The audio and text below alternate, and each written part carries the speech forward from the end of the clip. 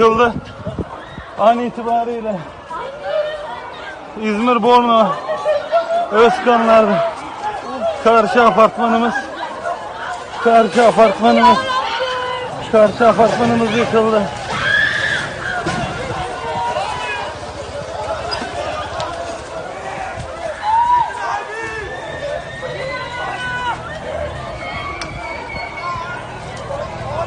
Abi canlı yayını alma ya. Canlı yayını alma hiç kimse ya.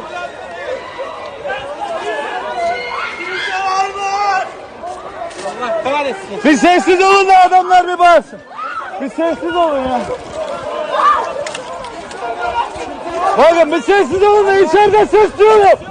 Sessiz olun da içeriden bir ses duyulsun ya. Bir sessiz olun ya.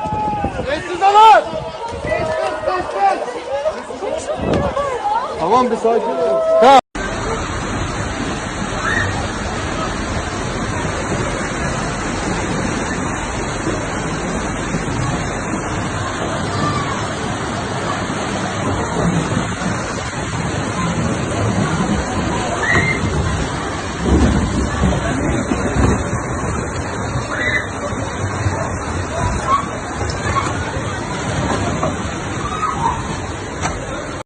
Eğer gidiyor.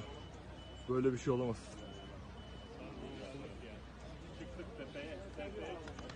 Gidiyor tekrar.